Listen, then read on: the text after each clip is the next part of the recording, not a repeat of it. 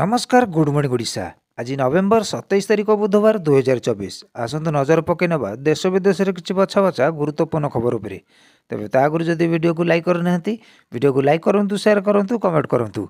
आम चैनल को सब्सक्राइब कर पाखे थी बेल आइकन को दबाई दिंतु, जहाँफल एमती लाटेस्ट अपडेट आपण मैंने सर्वप्रथम देखिपारे। तेज डेरी नक आसन देखा आज सकाल गुरुत्वपूर्ण खबर गुड़िक कौन रही।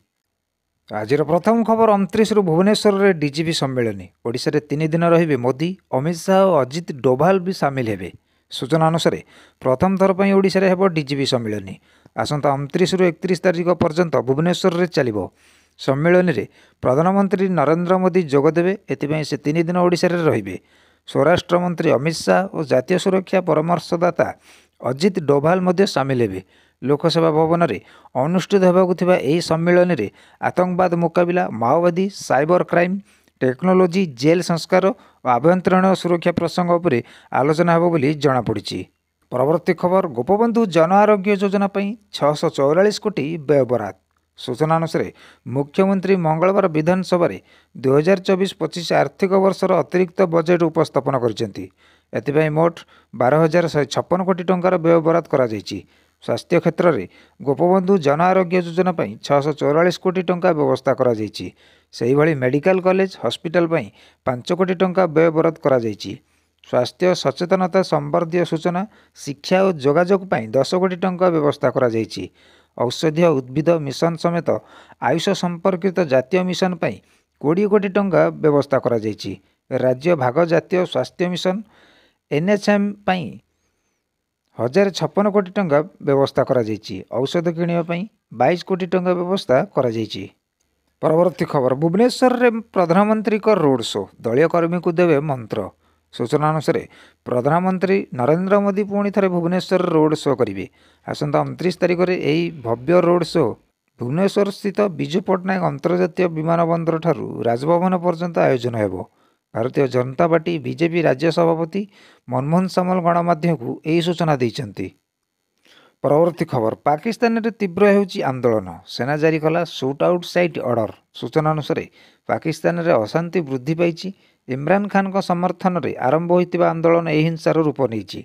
जेल रे थिबा देशर पूर्वतन प्रधानमंत्री इमरान खान को आह्वान क्रमे यह विक्षोभ आरंभ होइछि। लगातार 3 दिन है आंदोलन जारी रही। राजधानी इस्लामाबाद रे पशिचंती इमरान को हजार हजार समर्थक। एतिकी बेले हिंसात्मक परिस्थिति सृष्टि होइछि। इमरान को समर्थक माने श्रीनगर राजपथ में 4 रंजन उपरे गाड़ी चढ़ाई देइछन्ति, फल सेमानकर मृत्यु होइछि।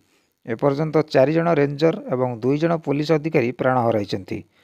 सेहीपरि 100 रु अधिक जवान आहत होइछन्ति। धारा 245 अनुसार पाकिस्तानी सेना को डका जाइछि। अशांति एवं आतंकवादी कड़ा मुकाबिला करने को निर्देश दि जाइछि। सबुठारु बड़ कथा हेउछि पाकिस्तान सेना को शूट आउट साइट ऑर्डर जारी करा जाइछि। परवर्ती खबर सरकार को बड़ घोषणा, 60 वर्ष वयस्कों को प्रति मासरे मिलिबो वार्धक्य भत्ता। सूचना अनुसार राज्यवासी को पई खुशी खबर, विशेषकर वरिष्ठ जनसाधारण को सरकार करछन्ति बड़ घोषणा। वार्धक्य भत्ता नहीं राज्य सरकार बड़ घोषणा करछन्ति। वार्धक्य भत्ता को 2,500 टंका बढ़ाई सरकार। सरकार 80,000 वृद्धा वृद्धों यही नुआ वार्धक्य भत्ता व्यवस्था आरंभ करने को जाउछन्ति, जहाँ खूब शीघ्र लागू हेबो। लागू हेबा परे वर्तमान 5,30,000 वयस्कों को पेंशन मिलिबो। परवर्ती खबर मार्च 8 रे सुभद्रा द्वितीय किस्ती। सुभद्रा को नहीं आसिला बड़ खबर। एवं रेजिस्ट्रेशन कले फेब्रुआरी रे मिलिबो टंका। सूचना अनुसार मार्च 7 रे सुभद्रा प्रथम किस्तीर शेष दिन 8 तारिख रु हिताधिकारी को प्रदान कर द्वितीय किस्ती। सुभद्रा योजना को नहीं यही सूचना देइछन्ति उपमुख्यमंत्री प्रभाती परिड़ा। एवं रेजिस्ट्रेशन कले भी फेब्रुआरी रे हिताधिकारी को टंका मिलिबो बोली उपमुख्यमंत्री कहिछन्ति। वर्तमान सुधा 80,46,000 महिला को सुभद्रा टंका मिल सारी बेले बाकी आवेदनकारी फिजिकाल वेरिफिकेशन ब्लॉक स्तर में कहुई से कहते। हिताधिकारी माने को व्यवस्था न होगापी परामर्श देइछन्ति उपमुख्यमंत्री प्रभाती परिड़ा। 2,67,000 अयोग्य आवेदनकारी 22% हिताधिकारी असुविधा दूर हो सारी। परवर्ती खबर तृतीय विश्वयुद्धर पदध्वनि, पुटिन को शक्ति प्रदर्शन कला नाटो। सूचना अनुसार रूसिया और यूक्रेन मध्य चली युद्ध मध्य अमेरिकार 2टी B-52 ଷ୍ଟ୍ରାଟୋଫୋର୍ଟରେ ବୋମା ବର୍ଷଣକାରୀ ଯୁଦ୍ଧ ବିମାନ ରୁଷିଆର ଆକାଶ ସୀମା ନିକଟରେ ଏକ ପ୍ରଦର୍ଶନ କରିଛନ୍ତି। ରୁଷିଆ ବିରୋଧରେ ନାଟୋର ଆଭିମୁଖ୍ୟରେ ଏହା ଗୁରୁତ୍ୱପୂର୍ଣ୍ଣ ବୋଲି କୁହାଯାଇଛି। ନାଟୋ ମୁଖ୍ୟ ଚେତାବନୀ ଦେଇ କହିଛନ୍ତି ଯେ ପୁଟିନଙ୍କ ସହ ୟୁରୋପର ସମ୍ପୂର୍ଣ୍ଣ ଯୁଦ୍ଧ ପାଇଁ ୟୁରୋପ ପ୍ରସ୍ତୁତ ରହିବା ଆବଶ୍ୟକ। ଗତ ସପ୍ତାହରେ ପୁଟିନଙ୍କୁ ସମର୍ଥନ କରିବା ପାଇଁ ଉତ୍ତର କୋରିଆ ହଜାର ହଜାର ସୈନ୍ୟ ରୁଷିଆକୁ ପଠାଇଛି। ଗତ ସପ୍ତାହରେ ୟୁକ୍ରେନ୍ ଏହାର ପ୍ରଥମ ଦୂରଗାମୀ କ୍ଷେପଣାସ୍ତ୍ର ଉତ୍କ୍ଷେପଣ କରିଥିଲା। ପରବର୍ତ୍ତୀ ଖବର, ପାନ୍ କାର୍ଡ଼କୁ ନେଇ ଆସିଲା ନୂଆ ନିୟମ। ସୂଚନା ଅନୁସାରେ ପାନ୍ କାର୍ଡ଼କୁ ନେଇ ଆସିଲା ବଡ଼ ଖବର। ପାନ୍ କାର୍ଡ଼ର ବଦଳିବ ରୂପରେଖ। ବେକାର ହୋଇଯିବ ପୁରୁଣା କାର୍ଡ଼। ଏଥର QR କୋଡ଼୍ ସହିତ ଆସିବ ପାନ୍। କେନ୍ଦ୍ର କ୍ୟାବିନେଟ୍ ପାନ୍ କାର୍ଡ଼କୁ ଅପଗ୍ରେଡ୍ କରିବାକୁ ଯାଉଛି।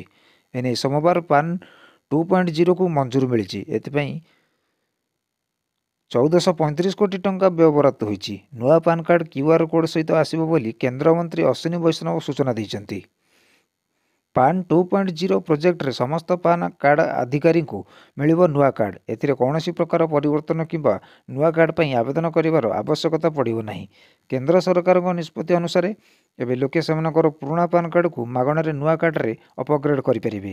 ପୂର୍ବରୁ ଥିବା ପାନ୍ 1.0 ଇକୋସିଷ୍ଟମର ଏକ ପରିମାର୍ଜିତ ଏବଂ ଉନ୍ନତ ରୂପ ବୋଲି କୁହାଯାଇପାରିବ।